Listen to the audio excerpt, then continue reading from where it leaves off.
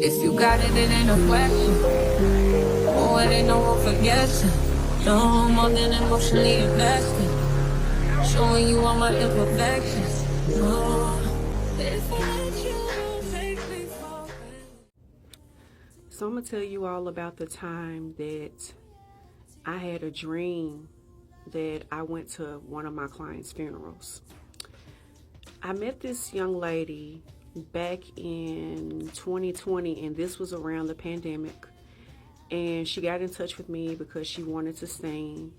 And when I met her, I fell in love with her children. Oh, her daughter was such a peach. She loved to talk and sing and dance, and she was just a character. She was so beautiful.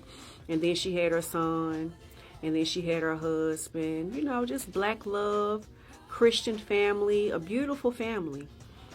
And she stayed with me, and then after she stayed with me, she started letting her friends know about me. And then, she was booking theme parties and stuff. So she was real, like, relevant on the scene in my life between 2020, 2021.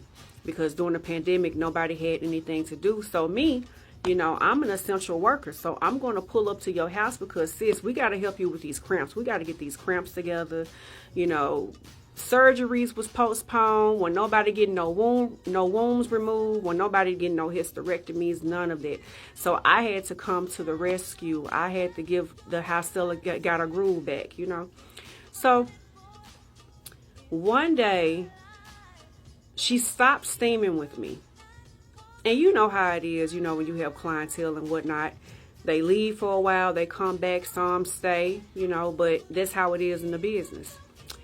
And, I was saying to myself that it was nothing that I did because it's, when it comes to me as a black woman, it's so hard for us because we have this stereotypical, people have a stereotypical way of seeing us as angry, mad. We only care about ourselves and, we only want things from the government.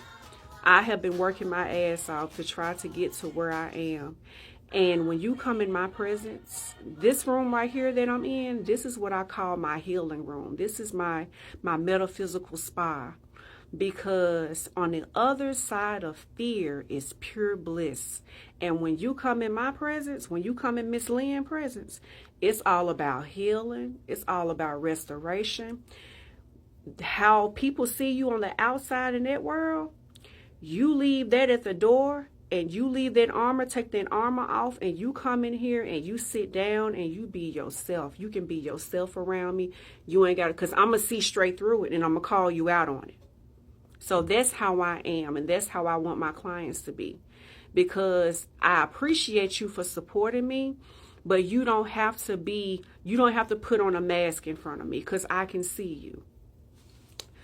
So, we would have our talks and things like that. And, like I said, she just left. And one day, and when I tell you this dream, it felt so real. Me and my daughter, we was in the car. This was on a Saturday morning. I'm in the dream. Saturday morning, we in the car. And we're talking and whatnot. It's a sunny day outside. And all of a sudden, I'm driving down the street. I see all of these cars. It looked like it's a funeral going on. So I'm like, what's going on? I'm looking around, seeing if I see anybody I know, because I'm driving through real slow because, it's like they're getting ready to park and get out and start the service. I look up at the poles and I see my client's face and I see rest in peace. I see her birth year. And I see the year she expired. And I'm like, I'm like, baby, we got to go in and pay our respects. I didn't even know that she passed. We get out. When I tell you this dream felt so real. So we get out the car. We go in. I really don't have anything on for, but I just want to pay my respects to her because she was so prevalent in my life. And I really appreciated her support and her bringing me some of my clientele. So I go in the church and whatnot, and when I tell y'all, it's so packed. I'm seeing the red and white roses. I'm seeing the bouquet of flowers. And I look and I see her husband and I see their son. And when I tell y'all that her husband is he's crying. We're talking about a man who's between 5'8" and 6'1". And he's distraught. Like, when I tell you that he was so weak, they wasn't even able to like pick him up because his legs felt like water. And her son, he's on the bench and he's crying. And I look to my left and I don't see not one, but I see two caskets. And it's her casket that I see. And I look and I see a child-sized casket and it's her daughter. And I was like, oh my God. So I walk up to the casket. I'm looking at her in her casket. She's looking beautiful. And I go over to her daughter's casket and I'm like, oh my God, like what happened? I go up and I look at her husband. I couldn't say anything to him, but I look up to her husband. And I'm just looking at him and he just looks so destroyed. He looks so just, he looks out of it. Like, I don't even see how he got dressed to come to the funeral. And I woke up. I immediately got in touch with her. I found her number and I immediately got in touch with her. And I said, I just had a dream that I went to your funeral. I said, I want you to stop being distracted when you're driving. Because as I'm typing this, God is showing me what she's doing that's going to lead up to her demise and her daughter's demise. So I tell her, I said, I want you to stop being a distracted driver. You have to stop doing everything except but drive. I said, you're going to have to keep your eyes in front of you. I will be right back. Hold on one second. And so I was telling her, I was like, you know, I want you to stop being distracted, a distracted driver. I said, because I went to you and your daughter's funeral. I said, I have spiritual gifts. I said, and my dreams, they do come to pass. And I said, you're a beautiful woman. You're so loved in your community. I said, whatever it is that you're looking for or you're turning around, that can wait till you get home. You got to get home safely to your family. And I was telling her in a dream how so brokenhearted her husband was and how I saw her son crying, and I described to her the casket and what she was wearing and her daughter.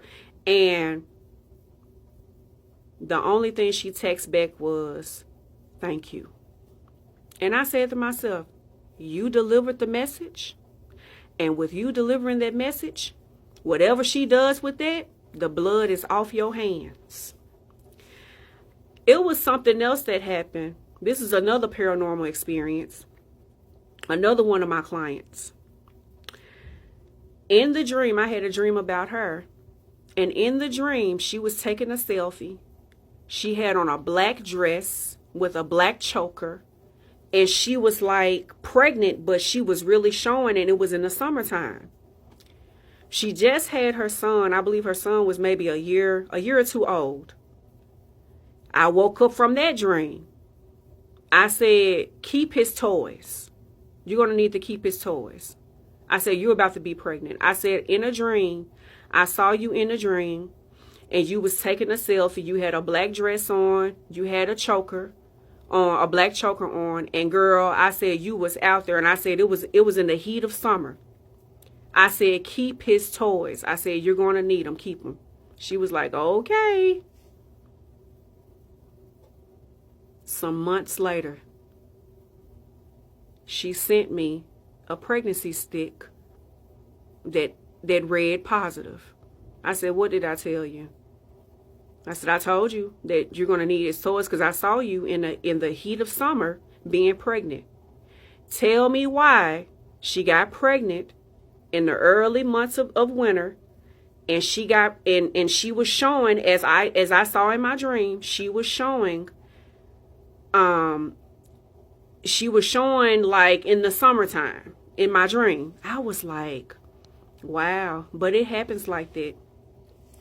You know, every time I have a dream, and I don't care who it is or what it is, I'm going to try my best to find you, because I want to go ahead and deliver the message.